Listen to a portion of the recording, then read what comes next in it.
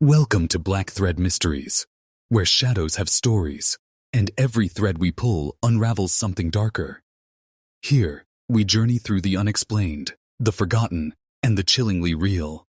From haunted places to unsolved crimes, each mystery is a thread, and together we'll follow it into the unknown. It was the kind of winter night that Los Angeles rarely sees, cold enough for breath to mist, the air carrying a thin fog that clung to the streets. Neon lights from downtown bled into the sky, painting the clouds in sickly pink and orange.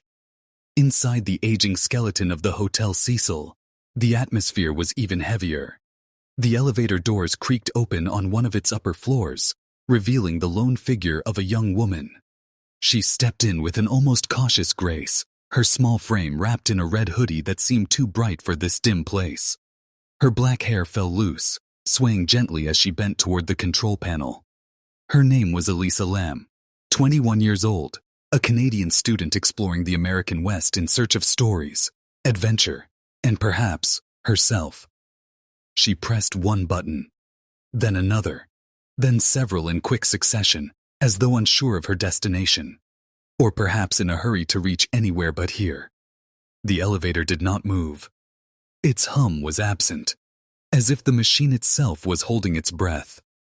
Elisa leaned forward to peer out into the hallway, eyes darting left and right with the quick, sharp movements of someone expecting to see something, or someone. Her fingers trembled slightly before she retreated into the far corner of the elevator, her back pressing into cold steel. She waited. Nothing happened. Then, almost abruptly, she stepped forward again, her hands making slow, curling gestures in the air, movements deliberate, strange, as though she were speaking to an unseen companion. Her body language oscillated between caution and curiosity, like prey uncertain whether the predator has passed. The elevator doors remained stubbornly open, the hallway behind them yawning like a dark throat. Elisa slipped out of view, then returned a moment later, her movements now quicker, almost agitated. She stepped inside again, then back out, the rhythm of her actions erratic. And then, she was gone. The elevator doors closed at last, as if sealing away the scene. What the camera had captured would, within days, ignite one of the internet's most enduring mysteries. But in that exact moment, no one in the building knew that they had just witnessed the final confirmed sighting of Elisa Lam, a young traveler who had unknowingly stepped into the long, shadowy history of a hotel that seemed to devour the lives of those who entered. The Hotel Cecil was never supposed to be a place of darkness. When its doors first opened in 1924, it was a monument to ambition, a grand 15-story marvel of marble floors, ornate brass fixtures, and glittering chandeliers. It catered to traveling businessmen, wealthy tourists, and the growing elite of Los Angeles. But dreams built in the Roaring '20s did not survive the teeth of the Great Depression. Within a decade, the shine had dulled, the wealthy guests stopped coming, and slowly, the Cecil transformed into something else entirely, a cheap refuge for the desperate, the homeless, and the transient souls passing through the shadowed veins of downtown. By the 1940s, the surrounding neighborhood, known as Skid Row, was a place the city preferred to forget, a district where poverty and crime thrived. The Cecil adapted, offering long-term rooms for low rates, attracting those with nowhere else to go. But along with them came an invisible tide, the kind that leaves stains not on carpets, but in the air itself. Murders, suicides, overdoses, disappearances. The hotel became a silent witness to all of it, and each tragedy seemed to feed into the next, as if the walls themselves had begun to hunger. Over the decades, the Cecil hosted horrors that read like a litany of urban nightmares. In 1962, a young woman leapt from a ninth-floor window, killing herself, and a pedestrian below. In 1985, the infamous serial killer Richard Ramirez, the Night Stalker, lived there during his killing spree, leaving behind a trail of blood across California. Another killer, Jack Unterweger, stayed in the very same building years later, reportedly strangling women with their own bras. In between these infamous guests came countless nameless tragedies, overdoses in locked rooms, bodies found in alleyways, and people who simply checked in and never checked out. The staff leer, Ned to keep their expressions neutral. Guests whispered of seeing figures in empty hallways, hearing knocks on their doors when no one stood outside, feeling watched in the middle of the night. Even those who scoffed at ghosts admitted that something about the Cecil felt wrong. It was a building that seemed to collect darkness the way others collect dust. By the time Elisa Lam arrived in January 2013, the hotel had been partially rebranded as Stay on Main, a budget-friendly hostel-style accommodation. But rebranding couldn't erase the decades of grim history layered into its bones. For all its bright new signage, the same elevators creaked in their shafts, the same water tanks sat on the roof, and the same walls that had absorbed nearly a century of whispered secrets still stood. Elisa, young and unaware, had walked straight into one of the most infamous addresses in America. A place where stories didn't just happen. They stayed. Elisa Lam was not the kind of traveler people imagined when they heard about someone disappearing in downtown Los Angeles. She wasn't running from anything. She wasn't caught up in a dangerous crowd. She was, in many ways, the picture of a bright, curious young woman just beginning to explore the world. Born in Vancouver to immigrant parents from Hong Kong, Elisa had grown up surrounded by the bustling streets and rain-soaked beauty of Canada's West Coast. She excelled academically, loved to read, and had a particular fondness for documenting her life online. Her Tumblr blog, filled with quotes, photographs, and candid thoughts, painted a portrait of someone deeply introspective, witty, and occasionally melancholy. Yet behind the charm of her posts, Elisa wrote openly about her struggles with bipolar disorder. She wasn't hiding her diagnosis, nor the reality that some days were harder than others. Traveling alone was part of her personal challenge, a way to prove to herself that she could face the unknown and come back with stories to tell. In January 2013, she set off on a trip along the American West Coast, San Diego first, then Los Angeles, with plans to continue north afterward. She called her parents daily, a ritual of reassurance that everything was fine. When she arrived at the Hotel Cecil on January 26th, she initially shared a multi-bed hostel room. But soon after, reports from her roommates described odd, unsettling behavior. The details remain vague. Some say she would leave cryptic notes on their beds. Others claim she spoke to herself or paced at night. The hotel staff eventually moved her into a private room, a change that seemed to suit her better. For the next few days, she explored the city, visiting bookstores, cafes, and tourist spots. Her online posts continued, cheerful and reflective in equal measure. But there is an invisible line in her site, eerie, a point where the bright, curious traveler fades and the mystery begins to take her place. By the night of January 31st, whatever path she was on would veer sharply into darkness, and all that would remain of her final hours would be the silent, grainy frames of a hotel security camera. January 31st, 2013. The day begins like any other in the sprawl of Los Angeles. In the Hotel Cecil, hundreds of lives move in parallel. Guests checking in, staff making beds, strangers passing in hallways without a word. Somewhere among them, Elisa Lam is going about her day. But by nightfall, she will vanish. Her parents in Vancouver grow concerned when her usual call never comes. Hours turn to a day, and the silence becomes unbearable. On February 1st, they contact the Los Angeles Police Department to report her missing. Officers arrive at the hotel, beginning their search in the most logical place, her room. Her belongings are there, clothes neatly packed, her passport untouched, her medications lined up. No signs of a struggle, no evidence of forced entry. It's as though she stepped out for a short errand and never returned. The staff offer little, One clerk recalls seeing her earlier, alone, seemingly in good spirits. No one saw her leave the building. Security footage is reviewed, and soon, detectives find the recording from the elevator. The last confirmed sighting of Elisa Lam alive.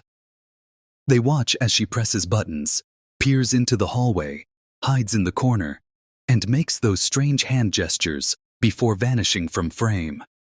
The elevator doors close, leaving only unanswered questions. The LAPD expands its search. Flyers bearing Elisa's photo appear on streetlights and bus stops.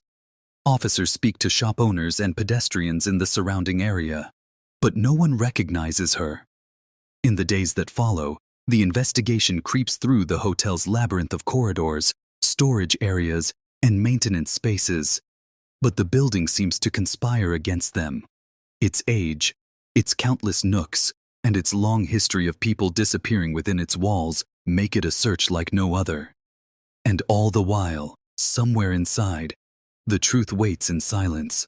The search for Elisa Lam becomes an exercise in frustration. The LAPD brings in search dogs trained to pick up human scent.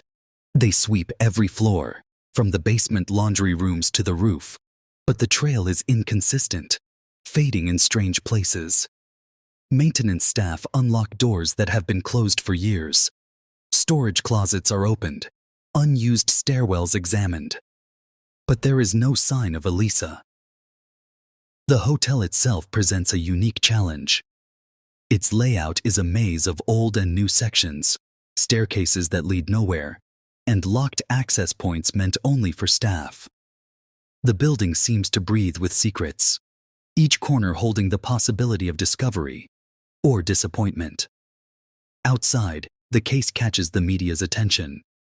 Elisa's age, her status as a tourist, and the unsettling elevator video released by the police combine into a perfect storm of public fascination. The footage spreads online like wildfire. People across the world watch the young woman's strange, erratic movements frame by frame, dissecting her every motion.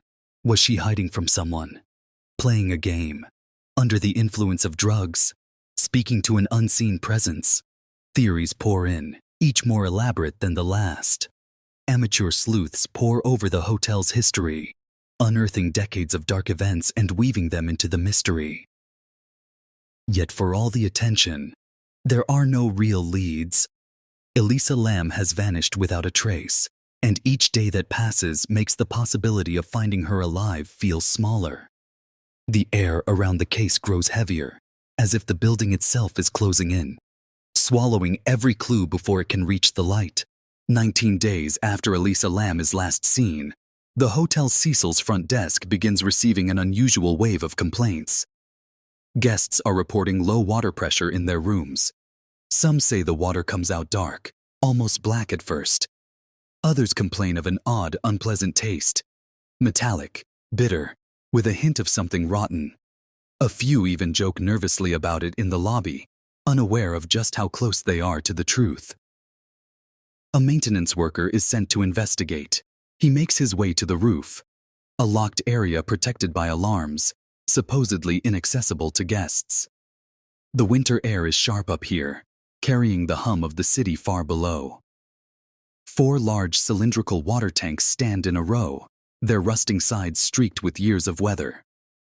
The worker climbs up to one of them and opens the heavy hatch. What he sees will haunt him forever.